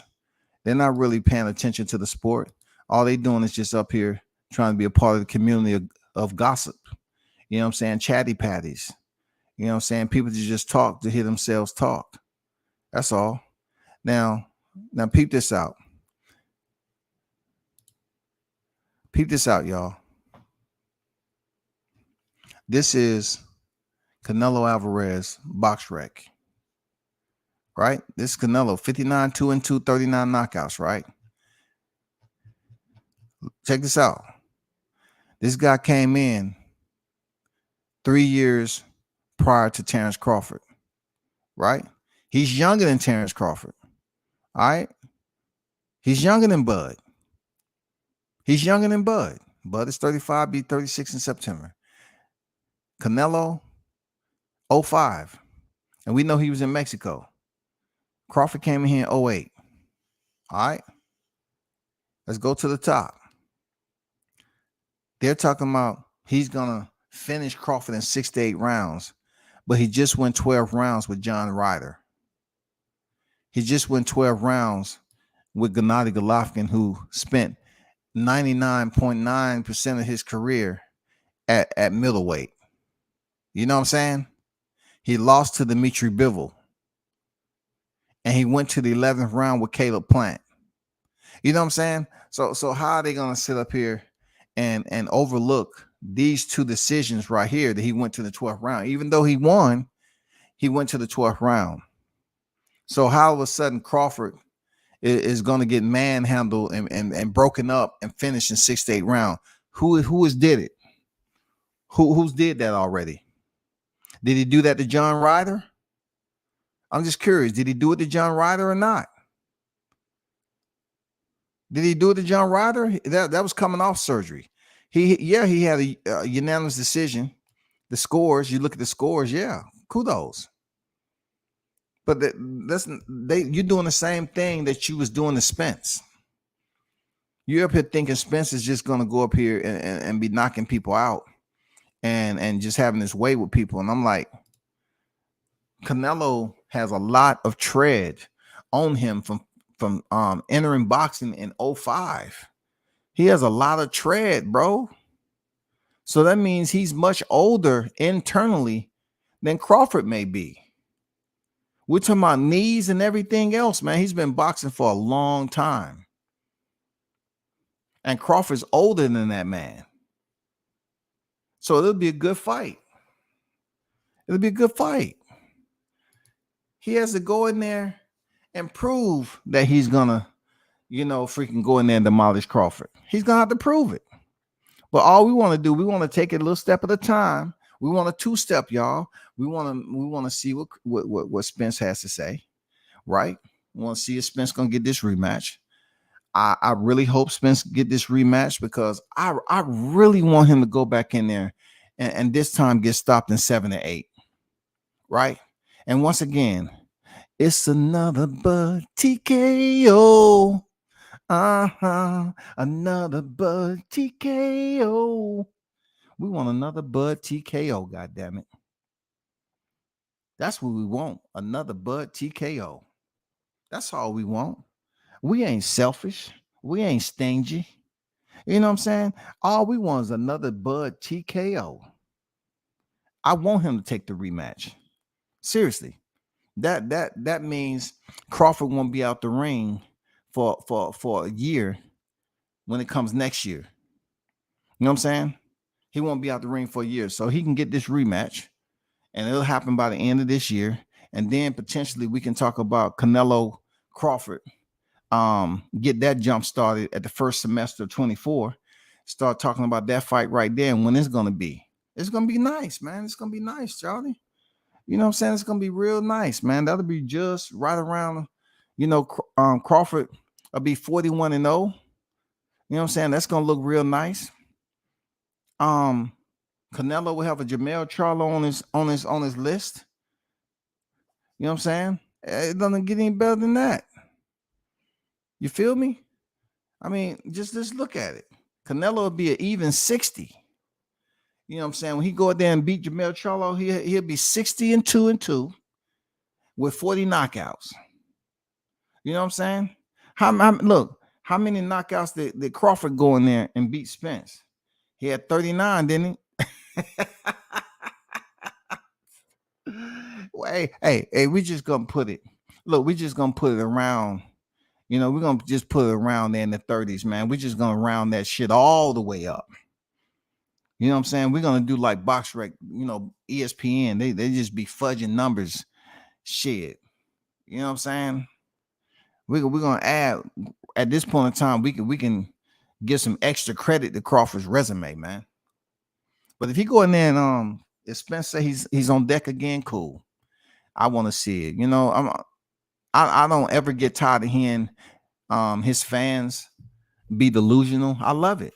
I love that they're taking this time to talk about something they can't change. That's mental health. It doesn't matter how intense the panel. I just love it. This is real life stuff, y'all. These are real human beings. These aren't clones. These are real human beings that are talking about situations that can't change. It's over. It's done. It's done. They need to be thinking about who's going to be next because Canelo Alvarez and Terrence Crawford is about to be out the sport. They're about to leave the sport. Then you got to ask yourself, who is going to be the next Canelo? Who's going to be the next Canelo? You have to ask yourself, who is the next Canelo, man? Boxing is going to be like the heavyweight division right now. People don't know what the fuck going on with the champions. When Canelo decides to leave, who is going to be the next Canelo, man? Who's going to be the next Crawford? And look, when it comes down to it, you have to ask yourself, you're going to have to be better than Crawford. You're going to have to do it more efficient. You're going to have to do it earlier fashion. That's why I'm telling these cats, they need to get behind who they're going to get behind and support them in a way that expands outside of the YTC bubble, because you're not helping the fighter. Come on, fighters have to do their job too. But you need to find a way for these platforms to promote your fighter. That's all I'm saying.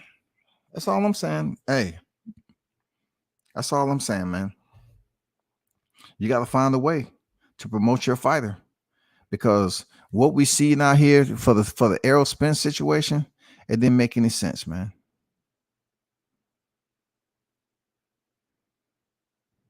It didn't make any sense. Seriously.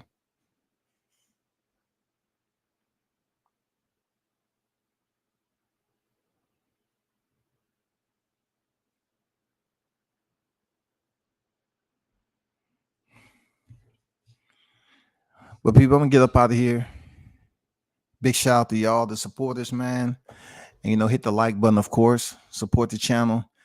Big shout out to those who donated to the channel. You know what I'm saying? Juice Lee ×2.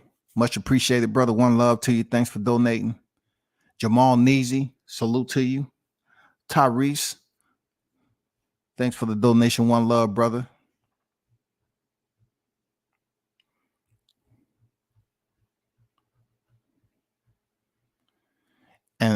And big salute to the hottest chat in the MF and game, A-Side Official. Yes, sir. You know how we do. We should do it again. I really want tomorrow to kind of talk about this. Okay. I really want to talk about what's your thoughts on this entire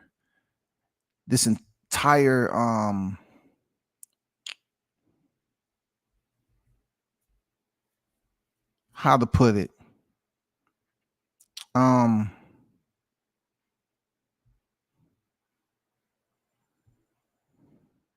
don't want to say entire scheme.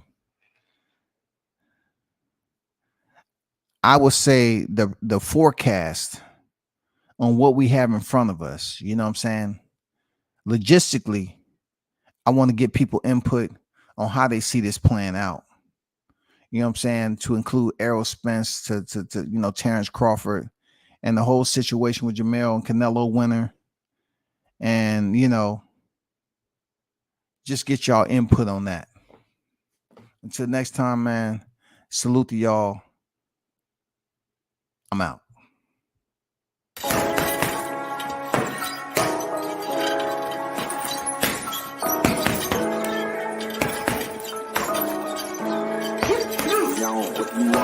Left jab, uppercut, leave you laid out on the floor. Try to duck and roll, hit and miss, now you counting stars. Should've practiced more, should've hit the mask, get out there more. Claim that you're the best, you gotta show me, son. Actions over words, baby boy, is you real or what? Talking way too much, world come back. Sports, talking way too much, world come back. Sports, talking way too much, world come back. Sports.